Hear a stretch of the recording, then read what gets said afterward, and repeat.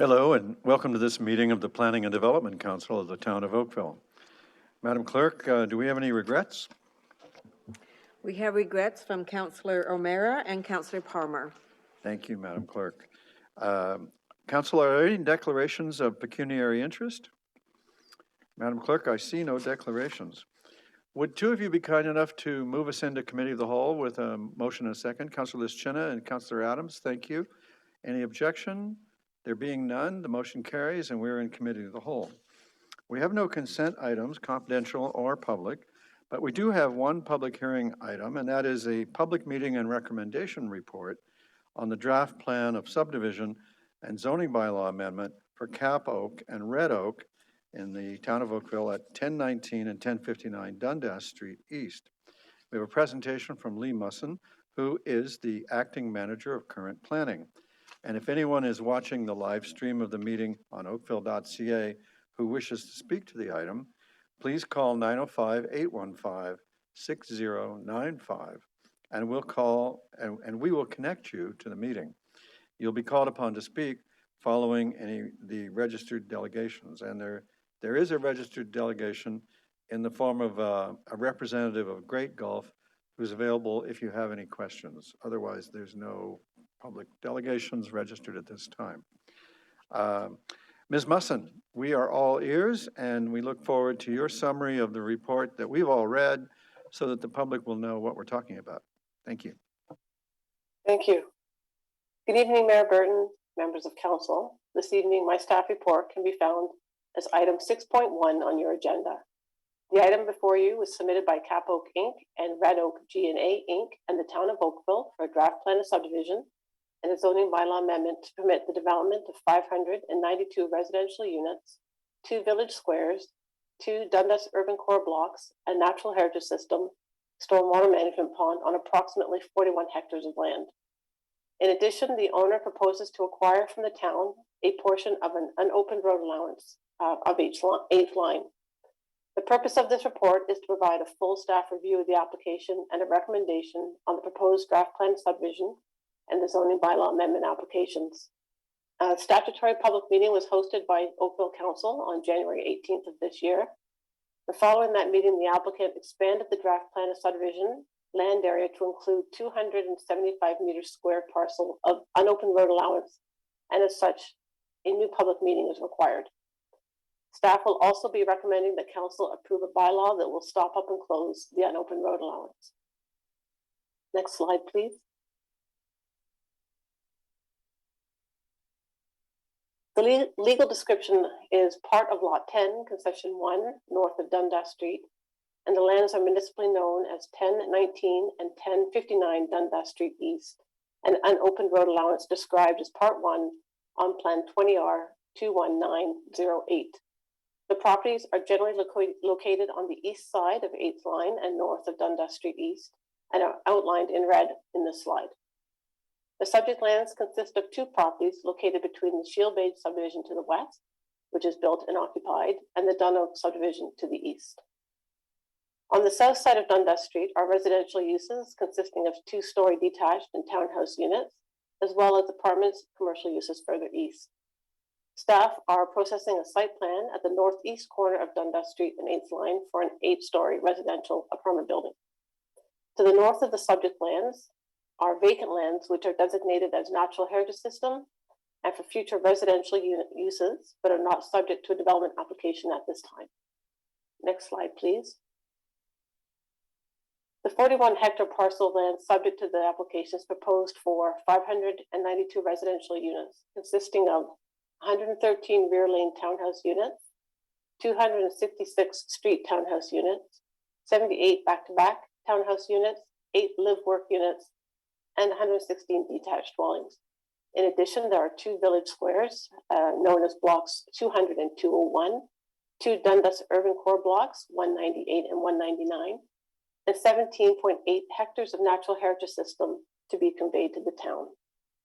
This subdivision will assist in achieving a complete community in this location with the extension of roads and servicing between 8th line and the Dun Oak lands. Proposed zoning is required to implement the proposal. Next slide, please. The North Oakville East Secondary Plan provides a planning framework for the lands north of Dundas Street and south of the 407, between 9th Line to the east and 16 Mile Creek in the west. The North Oakville East Secondary Plan designates the subject property as natural area, Dundas Urban Core, Natural Heritage System, and Avenue Transit Corridor. The North Oakville Master Plan is intended to assist in providing guidance and coordination of local roads and adjacent land uses for the North Oakville planning area. Development applications are reviewed to ensure general coordination and consistency with the intent of the master plan. However, minor modifications are permitted provided the general intent and direction of the master plan is maintained. The North Oakville Master Plan further identifies these lands as Natural Heritage System, General Urban Area, Suburban Area, Neighborhood Center Area, Storm Management Facility, Activity Node, Village Square, and Dundas Urban Core. The proposed development is an extension of the draft plans to the east and west, and the uses are consistent with the North Oakville East Secondary Plan. Next slide, please. The subject lands are currently zoned Existing Development, or ED, as illustrated on the left side of your screen. The Existing Development ED zone only allows uses that legally existed on the date of the parent bylaw came into effect. The purpose of the ED zone is to allow for future zoning of the land to be considered in the context of a new application and policies within the North Oakville East Secondary Plan. Proposed zoning bylaw 2021-103, which is attached as Appendix C, has been prepared to rezone the lands from existing development to various site-specific zones.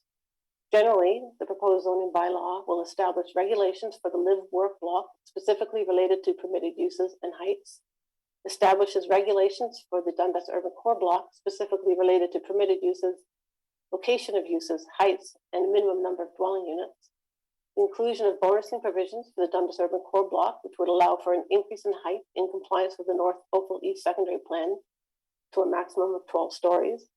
It establishes a holding provision to ensure sufficient servicing allocation for portions of the subdivision before building permit issuance. And it also rezones a portion of the town's unopened road allowance along 8th Line and a regional parcel of land to allow for the inclusion of these lands into the development. However, one item I wanted to bring to council's attention was a request by the applicant to reduce the width of the parking space within a private garage and also to allow one step to further encroach into the width of the parking space. This request was not supported by staff and is not included with the bylaw for council's approval this evening. Next slide, please. This slide reflects various matters identified by staff and council, and I will briefly touch on these items, but there is more detail within the staff report. Planning staff received documentation from the trustee of the North Oakville East Developers Group confirming the applicant is in good standing. The proposed development is consistent with the uses contemplated by the North Oakville East Secondary Plan. It is also staff's opinion that the proposal is consistent with the provincial policy statement and conforms to the growth plan and the Region of Halton official plan. The ERFSS was reviewed by the town, Conservation Halton, and the region and was deemed to be satisfactory. The applicant has also prepared an interim drainage for external areas memo that detailed the stormwater management grading solution for the 3 properties along 8th Line. And conditions of approval have been included requiring the developer to design, construct, stabilize, and provide securities for the interim grading solution to manage the external drainage from these properties. The Region of Halton has confirmed that the applicant has secured sufficient allocation to allow for draft approval.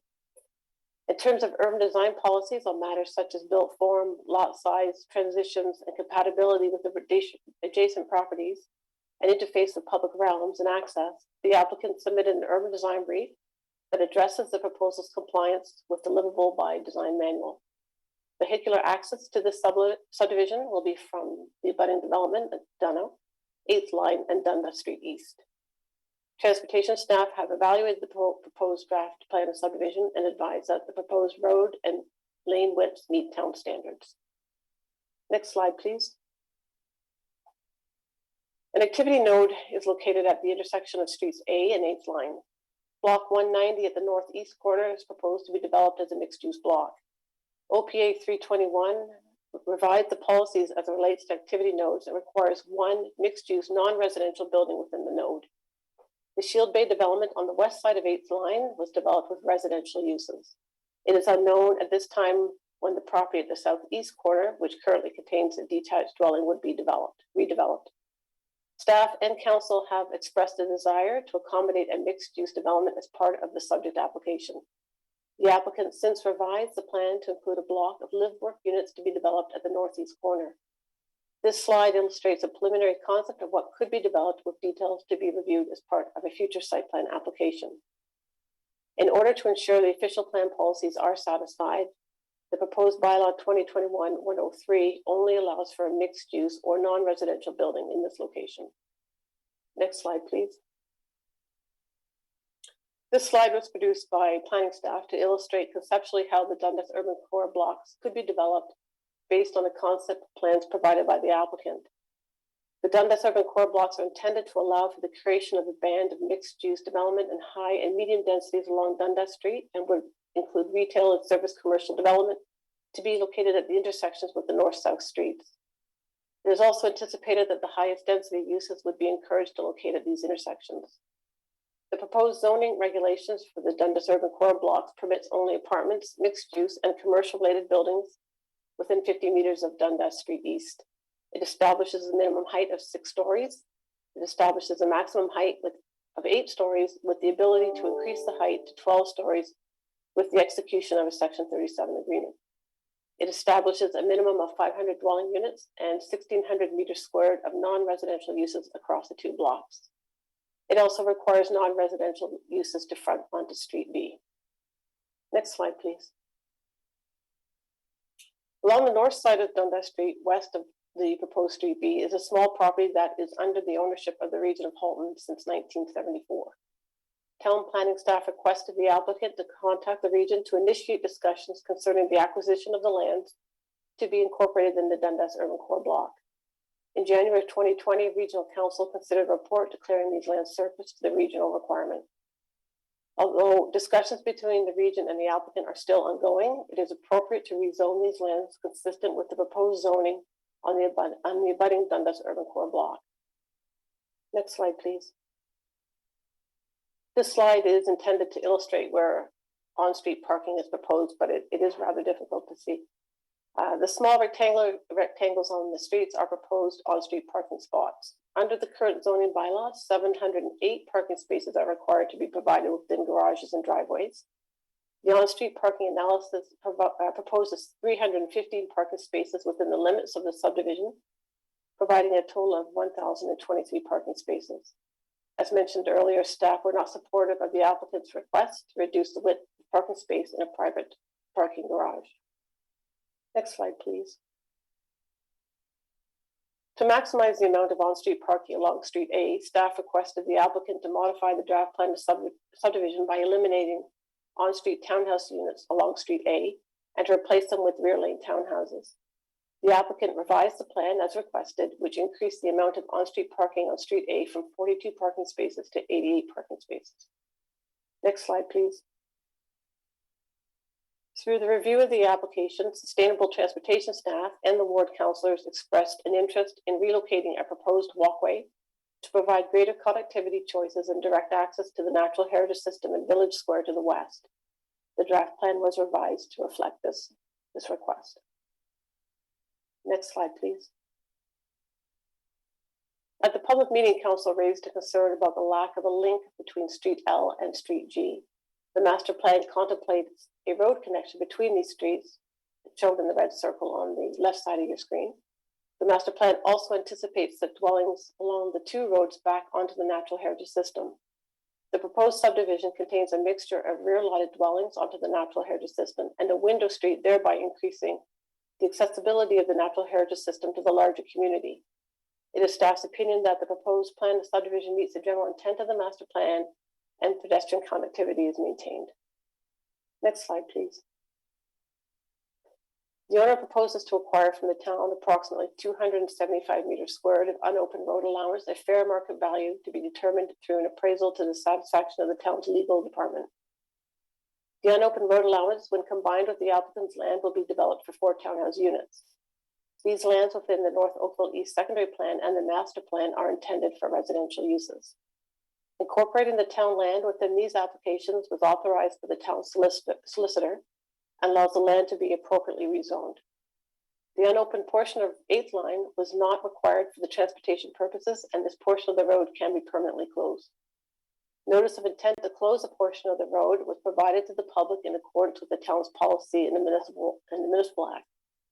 This evening, staff are requesting council to pass bylaw 2021-106, which is a bylaw to stop up and close for all purposes an unopened portion of 8th line north of Dundas Street, identified as Part 1 on Plan 20R 21908. A condition of approval requires the owner to acquire these lands from the town at fair market value. Next slide, please. At the public meeting, council raised a question about the extension of the right-of-way for Grindstone Trail. The North Oakville Master Plan is intended to assist in providing guidance and coordination of the local roads and adjacent land uses for the North Oakville planning area. Development applications are reviewed to ensure general coordination and consistency with the intent of the master plan. The master plan contemplates 3 road connections to 8th line as shown by the arrows. Street A is connecting to 8th line as anticipated, and that's the top red arrow. Street D is expected to extend to 8th line once 3043 8th line is redeveloped, and that's the bottom red arrow. And the extension of the right-of-way for Grindstone Trail on the Shield Bay subdivision to the west is not anticipated to continue as part of this current application, and that is the blue arrow.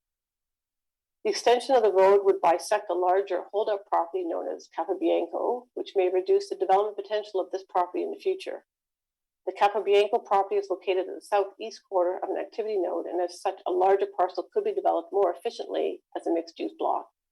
It is staff's opinion that the intent and direction of the master plan is maintained with the proposed road system. Next slide, please. At the public meeting, council expressed an interest to see a trail plan for the North Natural Heritage System. The applicant prepared a preliminary pedestrian circulation plan which illustrates sidewalk locations, walkways, bike routes, trail systems, bus corridors, and transit routes.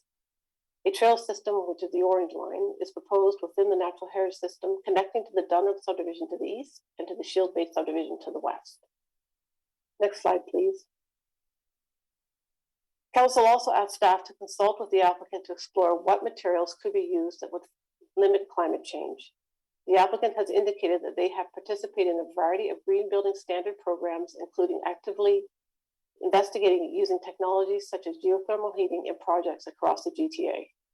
Through their home technology program, buildings are designed and constructed using panels created in a manufacturing facility, which reduces energy consumption and material waste during construction by up to 70%. To reduce energy consumption in transportation, they employ local suppliers and manufacturers, use locally sourced materials where possible, and accept wood only from sustainable forestry vendors, and use low VOC products. All new dwellings also include low E glass windows, water efficient toilets, high efficiency furnaces, heat recovery ventilators, tankless water heaters, energy efficient appliances, and rough-ins for electric car charge stations and solar power. Next slide, please. Staff recommends approval of the draft plan of subdivision subject to the conditions within Appendix A. Staff is also recommending the bylaws 2021-103 and 2021-106 be passed. The proposed subdivision is appropriate and compatible with the adjacent land uses and is in keeping with the intent of the land use policies of the North Oakville East Secondary Plan. Staff is satisfied that the proposed development is consistent with the provincial policy statement and conforms with the growth plan and the Halton Regional Official Plan. Issues raised by Conservation Halton and the Region of Halton have been addressed through conditions of approval.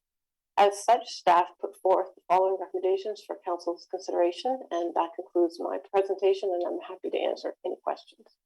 Thank you very much, Ms. Musson, for a very comprehensive report. Councillor Adams has his hand up, so we go first to Councillor Adams. Your Worship, I have no questions, and I wanted to thank Lee Musson for all of the work that she's put into this file since the very beginning. It goes back quite some time now. The applicants made a number of changes, which you see in the staff report in terms of the way the trail works, the way some of the road pattern works, the way the mixed-use node works. So there's a bunch of changes that have occurred. And that's in large part because of the back and forth conversations that our staff have had with the applicant. And I very much appreciate the efforts that have gone into it. So I understand there are no public delegations on the matter. So at the appropriate time, I'd be happy and willing to move the recommendations. Thank you, Councillor Adams, for your motion. It's always in order. Councillor Elgar, you're next. Thank you. Through you, Mayor Burton. Lee, can you explain a little more detail? You mentioned using panels made at a manufacturing facility. What are they saying? What is the developer saying when he says that we're using panels made at a manufacturing facility? Do you have any explanation of what those are? Through you, Your Worship, I might direct that one to the applicant who's online this evening because it's their construction technologies that he's referring to. Thank you. Madam Clerk, could you bring the representative of Great Gulf, Trish Elliott, into the meeting?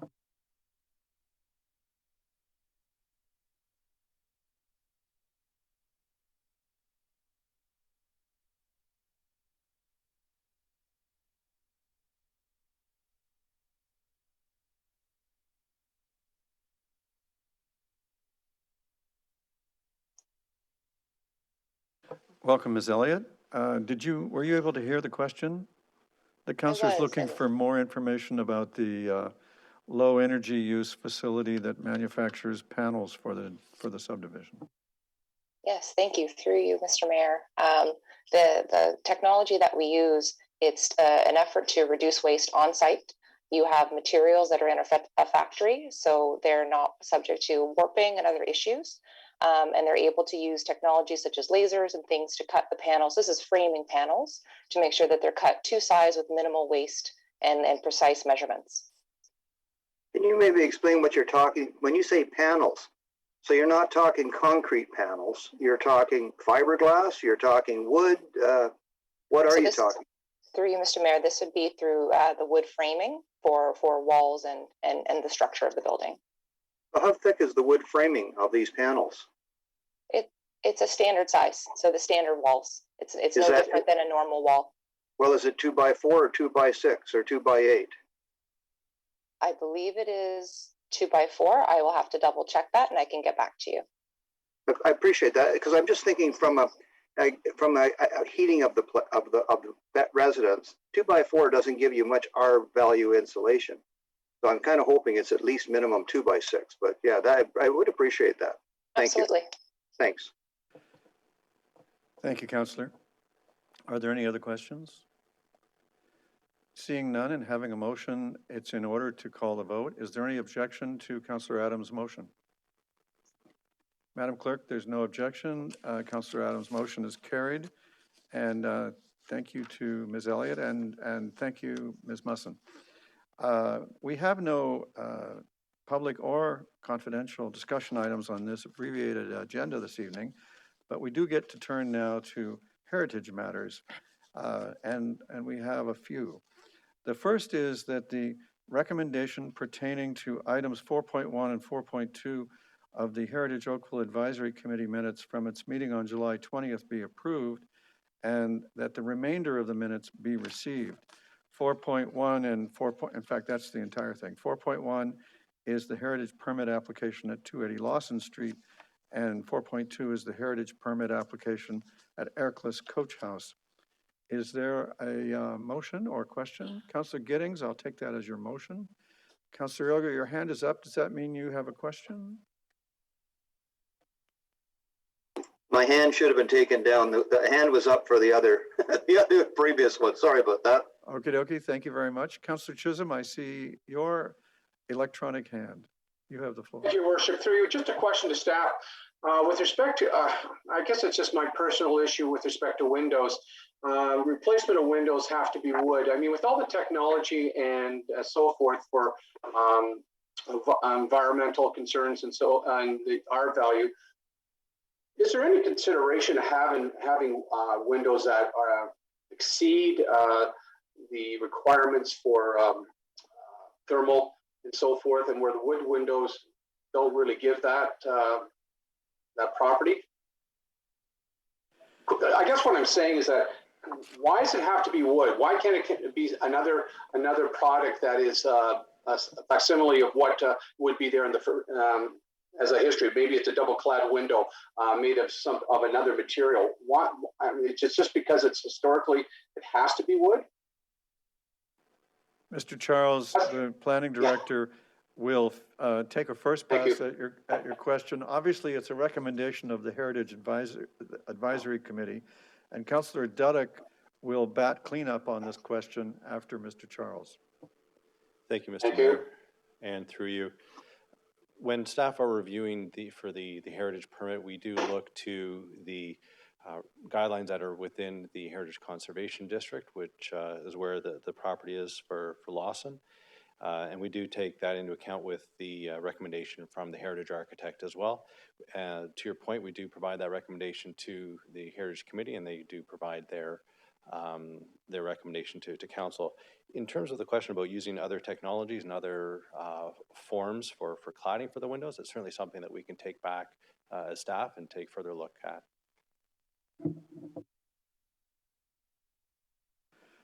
That was such a good answer. I don't think we need Councillor Dudek to bat cleanup. It looks like it satisfied Councillor Chisholm as well. Yes, it has. Thank you. All right, it's in order to put the vote then if there's no more questions. Are there any objections to the motion by Councillor Giddings? Madam Clerk, there being none, that motion carries. Thank you, everybody. It's now in order for a motion to rise and report. Councillor Lischina, thank you very much. There being no objection observable on this motion, it carries, and I rise and report that the Committee of the Whole has met and made recommendations on public hearing item 6.1 and advisory committee minutes 9.1, as noted by the clerk. Is there a mover and seconder for my report? Councillor Chisholm and Councillor Knoll, thank you very much. Any objection to the motion? The motion carries. The report is adopted. Thank you, everybody. It would now be in order for a mover and seconder for consideration and reading of the bylaws as listed in the agenda. Councillor Dudek, Councillor Longo, thank you very much. Any objection? Madam Clerk, observing no objection, the bylaws are hereby considered and approved. That completes the work of this meeting, Council. Thank you very much for your time and attention and your contributions. However brief this meeting has been, we've done good work, and that ends the meeting.